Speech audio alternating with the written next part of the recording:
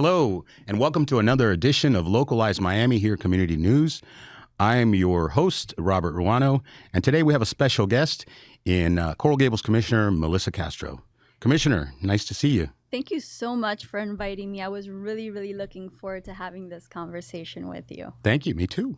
Absolutely. Yeah. You're, I think maybe our sixth or seventh guest. We actually made it more than one. We had Javi Fernandez, which was the first one. And at the time, I didn't know if we'd do another one. And now you're like number 7. So congratulations. Listen, number 7. I like the 7. Right? Lucky number. I love it. This is going to be a great little segment. Yeah. I love it. How are you doing? Doing well. Except a little hot in here. So we've already figured that out, right? It's a little hot under these lights. But other than that, pretty good. So tell me, Commissioner Melissa Castro, you've been a commissioner in Coral Gables for how long? For a little over 2 years. Uh-huh. A little over 2 years. And I think I have, less than 2 years left because of the last legislation that just passed. We moved elections to November. 5 months less I have of my term. We're going to make the best year and a half left the best we could. I have a question about that. That's interesting because actually when that came up, I don't know if you remember, but I actually spoke at the commission meeting because the city had done a charter review committee. Right. Correct. And that's supposed to inform things like changing elections and things of that nature. So why did they ignore what was going on with the charter review committee? Did they talk about this and then they just didn't, or what happened? Why are we ignoring them? Yeah, so the charter review committee still hasn't even finished its functions. They do have notes. I believe they weren't in agreement to changing the election to November. They were not? They were not, which is pretty interesting that, abruptly we just made that. And we say we because I'm representing myself as a body, but I was that one vote that said absolutely not. Right. But they went against what the Charter Review Committee suggested to the commission. This was something they were pushing for way before. And when I say they, certain members of the commission, and I would say Vice Mayor Rhonda Anderson and Vice Mayor and Mayor Lago. Back then, when this first came about, I wrote an opinion in the Herald explaining exactly why it was not a good idea. I got an abundance of emails from residents requesting that we do not change the elections. And now out of nowhere, we change it. Now out of nowhere, we're changing the elections. Right. I know that there's a survey going on, a survey or a poll from the Gables Gazette asking if you would want to change elections. I'm interested to know what that's going to be. I don't know. If you read the comments, I think it's like, yes, like 3 people want elections to November, and the rest of the people and the rest of the comments give huge explanations to why you should not change the elections. Right. So I really don't understand why this commission really is working. I don't know who they're working for because it's not for the residents. At some point, you need to sit back and be like, I'm here to represent the people. Let me do the right thing. But I don't know. What do you have to say about that? Well, I'll be honest with you. I really don't mind them changing it. I don't mind the election being changed to November. I have more of an issue with the process, especially if you have a charter review committee already and has been working. Why don't you allow them to make a recommendation maybe? They come out here, make a recommendation, and either listen to the recommendation or go in front of the commission. But it shouldn't just be because. And I'll tell you, the best statement I heard that day in Commissioner Lara, which was a great statement. It's so prescient, which is just because you can do something doesn't mean you should. But it looked like in the last meeting, that was the last few meetings has been the rule of the day. Just because you can do it, go ahead and do it. Because, we have the votes. So, let's see about that. The other thing about that is, and I was reading that about the city of Miami too, that the way they're changing it really disenfranchises us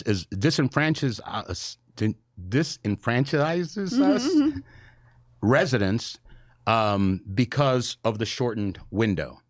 And at least what I heard in the city of Miami, they didn't want to do it that way because potential lawsuits. So any attorneys out there, Coral Gables needs you, okay? Sue them for me. At the end of the day, we need to leave these type of questions to the voters. We have been doing elections for 100 years in April. And then from one day to another, some commissioners are going to decide, okay, no, this isn't, we're going to change our elections to November. Yeah. That really, I think that's a little entitled. Yeah. And that shouldn't, and that's why we need to follow the process. The process was a charter review committee. And after that, we really should have gone for a referendum to really see where the people stand, right?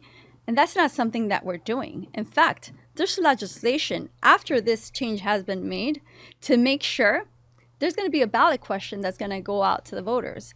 And it's not if they want a November election. The actual question is, in order to change this November election, we're going to need to go out for a referendum. So what he's really trying to avoid is for any other future commission to be able to change the election back to April. I see. Which I think it's a very tricky and slimy thing to do, honestly. Right. Yeah. I guess. Yeah, I'm not particularly happy about that, but you know, people called it the revenge tour. I guess that's what's happening, but you know, it is what it is. You know, I'll be honest with you, and former Commissioner Menendez and Commissioner Fernandez had the majority. You were doing great stuff, I thought. You know, some of the stuff, to be honest, and I've had Menendez on here, Kirk on here, and some of the things I didn't necessarily agree with, but I wasn't enraged about it, right? But now you were able to do some things with your majority, and now the mayor is kind of coming back and saying, well, now I got a majority, and I'm going to do something completely different. And you know, and I'm completely okay with you having the majority, but do whatever is in the best interest of the city. Don't invent legislation and don't rescind programs because you're trying to attack other commissioners that had the majority before. I mean, you were elected to represent the people and the best interest of the city.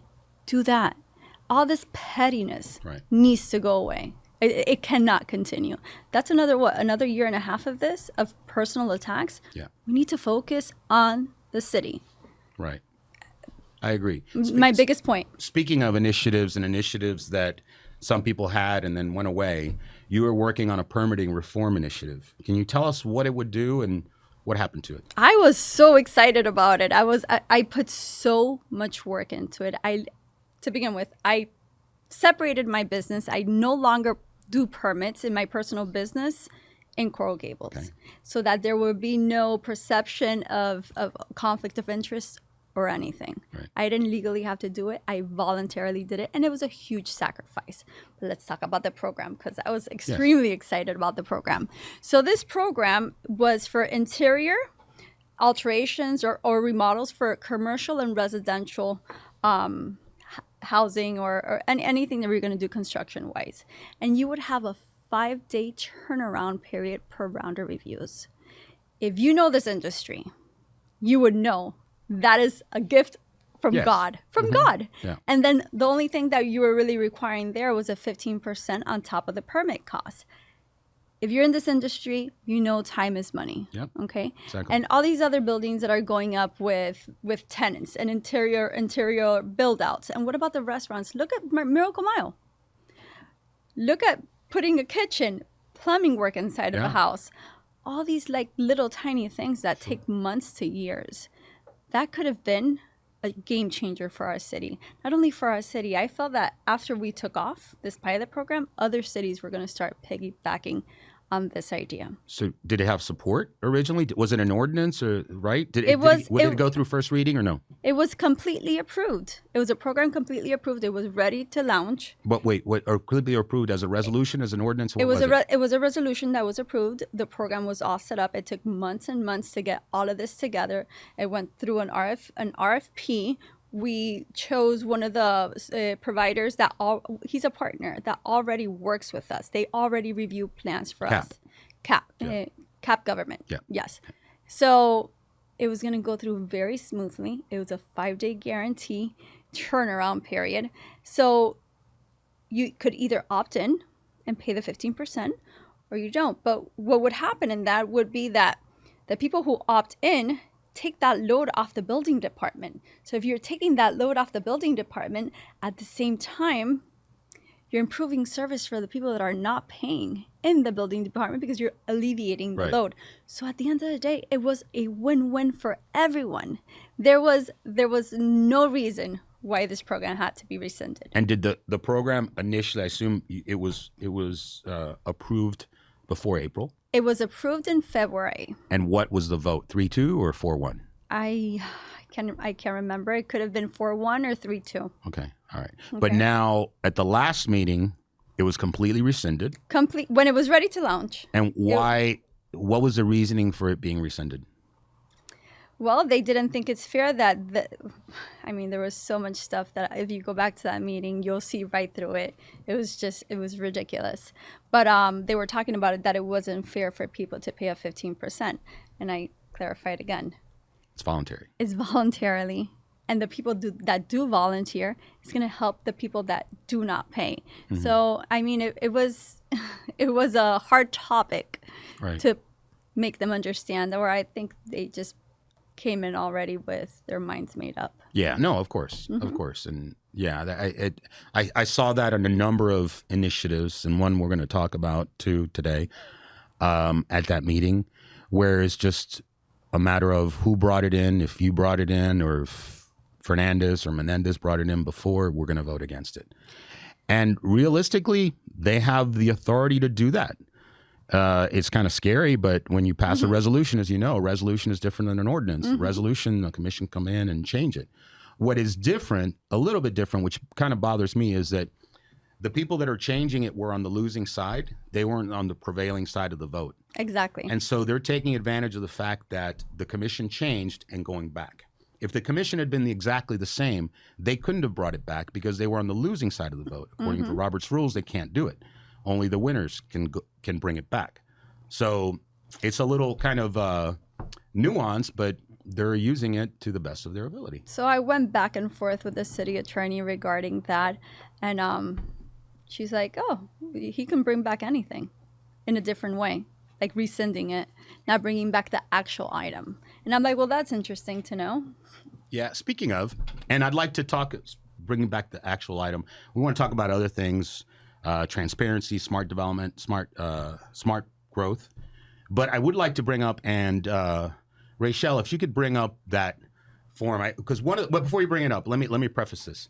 So one of the things at the last meeting, and thank you, you were very supportive of it. You know, I live close to Alhambra in the Gables, and I've been trying in my neighborhood. There's a section of 5 houses, 3 blocks, just 5 houses on one side, which a sidewalk was missing. Close to by the Biltmore, close to the canal, by the canal, and if that sidewalk is finished, it would connect the sidewalk all the way back to 37th Avenue, right? And that project, we'd been talking about that since 2014 to the bike master plan, and the sidewalks needed to be completed. Then 2020, they talked about it. Well, going forward, 2020, the commission at that time killed it. The mayor was part of that. And now we're at the situation. And now here's where we are. And this is what's happening. Rachel, can you bring it up real quick? Okay. So you have it up? Is that it? Okay. So this is what came up recently at the meeting. They brought this up. The red part is my addition. So, so they brought up that in January 29, 2024, almost a year and a half ago, we had a sunshine meeting, as a matter of fact, that I asked for. Thank you, thank you for having it, although the mayor says that it was his idea, but it was my idea. Okay. We had the sunshine meeting to talk about all the sidewalks. The plan concepts were developed. Then ballots were mailed to 5 residents on one side of the street, not on both sides, just on one side. 5 residents, and they gave them only 2 options. One option was against a new sidewalk against the road with a curb in front of the trees, which there's no curb there on Alhambra. And then the other option was, I think, a meandering sidewalk, right? Because I think we got that. I think your proposal was never done, which was behind was never voted on, which is behind at the property line, right? As where it has to go. Where it has to go, where a sidewalk goes. Everybody knows sidewalks go against the property line, right? As a matter of fact, South Miami is very good at that, and we can talk about that another time. But they actually say in their code the sidewalk goes nearest the property line as possible. So then what happened after that? October 2024, the commission, again, a resolution, rejected that option against the street and supported, which was supported by 4 people. 4 residents wanted a sidewalk with a curb. Everybody else be damned, right? So 4 residents supported it, and they rejected that option, and they said to come back with an option 3 with a sidewalk at the property line behind the trees. Well, they did. And they came up with it. They still didn't like it. But then I remember you and I and some of the staff met virtually, and directors and even the assistant city manager. And we met with them, and we came up with a modified option 3, right? Which came to commission, I think, in March, but it was not discussed. Exactly. Right? A whole presentation completely ignored. Go on to the next one so you see what it is, please, Rachel. So this is against the street with curb. This is what 4 out of the 5, and you'll see 1, 2, 3, 4, 5. So 5 houses, 4 out of the 5 said, we want a sidewalk against the street, right? As you can see there, the trees are between their property and the sidewalk. Their yard is not going to get cut. It's going to look really big. Mm-hmm. You know, residents aren't going to know that's right of way, right? Because that from the pink to the dashed line, that's all public property, right? Mm-hmm. But when you put that sidewalk in there, you think anybody's going to walk in there or use it? No, those residents, like the resident, if you see it, resident in 1, the house on Salvatierra, they've actually been allowed to, thanks to an email from the mayor to staff, plant a hedge all along the property line, basically all around the trees, making their yard bigger, and now the residents can't use that entire thing. So this is what they wanted. Now, if you see the red on the right, that's where the sidewalk is now, currently, and instead of connecting it behind the trees always, they wanted to go at the property line, which makes it more dangerous. They're also reducing the lanes to 10 feet. They're putting some dividers in. So imagine you got a little kid mm-hmm. learning how to bike on the sidewalk. Now he's right next to the car. He's not over there behind the trees. Mm-hmm. Can you look at the next one, please, Rachel? And this is the option that we talked about that was modified. So you see, it goes against the property line, and it goes out in some cases. So mm-hmm. it's modified so that trees are protected. Right. So we save them as many trees as we can. We saved as many trees as mm-hmm. possible. If you look, actually, in house number 4, which is actually the most ardent person against, the right sidewalk, there are no trees that are going to be impacted by the sidewalk there, but they just don't want it, right? So this is the modified version that we had to kind of do a compromise. Which I thought was the best option. I thought so too. But what happened was, and you can go to the next one. What happened was, Rachel, that they decided to go against the street with a curb. And I'll wrap this up because I'm going a little long on this. My soapbox is a little bit large today. So option 1 with the curb. If you look at that, 2 trees to be removed, actually 3 total with the crepe myrtle. Oh, it's too big. Can't see it now. Okay. And then technically safe, and we talked about this, and the public works director mentioned this. Technically, it was safe.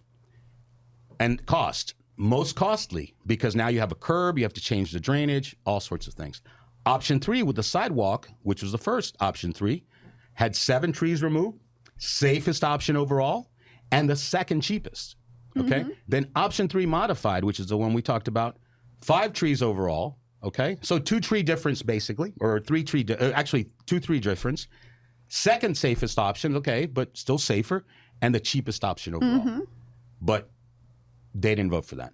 No. They voted for the one thing. And then you can take that off, Rachel. The bigger question, and this is, we're going to talk about smart growth, and I think mm-hmm. this kind of leads us to this, is the idea that, first of all, that 4 residents can overrule the will of everybody, because right-of-way is for everybody. You can't just start cutting right-of-way. I couldn't agree more with you with the statement that you're making. I'm going to go ahead and take some responsibility and I'll explain this a little bit to you. I'm going to take responsibility as I'm with the city, because I feel the city went about this very wrong. Okay, and as I told the city manager last week, we yes, we can ask the neighbors if they want a sidewalk. That's appropriate. And if they want a sidewalk, we should not be giving them options of where they want their sidewalk. A sidewalk should be on the property line, and we should decide what is in the best interest of the community. And the engineers are the ones who have to decide where their sidewalk goes, because that sidewalk is not only for that homeowner. Exactly. That sidewalk is for that mother with that newborn baby on a stroller. That is for the elderly people that are walking. It is not for a person that lives in front. It's not even their property. Right. That's city property. So moving forward, and I hope that we really listen to my advice given to administration last week, that we cannot continue to send ballots of how would you like your sidewalk. Yeah. That it's not. For me, it's always important to listen to the residents, but when it comes to safety, that goes beyond anything else. And let me just tell you, having a sidewalk next to the street, and you have children playing on a sidewalk, and you have cars driving right by, people are on their phone, and I hate it all the time. Yeah. And just a little swerve like this could lose a life. Well, actually somebody, and I'll get off this because we have about 6 minutes left, and I think we've taken 5 minutes. But and an engineer told me from another city, told me two things. He said, if my commission ever told me how to make an engineering decision, I would quit on the spot. Okay. The second thing was, and this person used to work for FDOT, that in FDOT, they were taught that a sidewalk with a curb at an angle of 30 degree angle, that car is going to jump the curb. So just because there's a curb doesn't mean that car is not going to jump the curb. And you know that how that street goes, it meanders or something. Mm-hmm. So yeah, hopefully we'll do something better there. I'm still gonna keep fighting it as a resident. No, I have no financial skin in this game. I just want a nice sidewalk. Maybe you will help me draft up some language for some new legislation, avoiding from this happening again. We should. Because lives are important. We should. Safety is important. So and so because you mentioned it earlier, smart growth. What is smart growth to you, and what can we do to make our city better and maybe not go so crazy as I think it's gone a little bit? Yeah, and it's crazy because I saw an article that just came out saying that there was 18 new developments after the new commission was sworn in, and Wow. I was completely thrown back. I was like, wow, people were just waiting for a new commission to bring in some projects. But what is smart growth? And I'm glad you asked that question, because people sometimes look at me like I'm completely I want no growth whatsoever. I want to approve nothing. And that is completely false. We need to evolve, right? We cannot just stay stagnant in the same 100 years ago. For me, it's very important that when we're evaluating growth, that it's compatible to the neighborhood, that it has the correct architecture, that it brings some harmony to the neighborhood. It's not only that building coming up, but it's what is surrounding it. How big are our streets? Is there parking, right? What are the neighbors saying? Is there schools? Because that's a big issue going on right now as well. What about our police? What about fire? And safety, and there's just so many things that come into it that I am okay with it if all of those things are in order, right? And at some point, I hope we're not a concrete city. Right. At least if it's up to me, that's not going to happen. Right. I always found something interesting. So obviously I've never been an elected official, but I have served on several boards and serve on boards. I served on the county's planning advisory board for almost 5 years. Had a lot of projects that came up before us to go higher, to more density and whatever.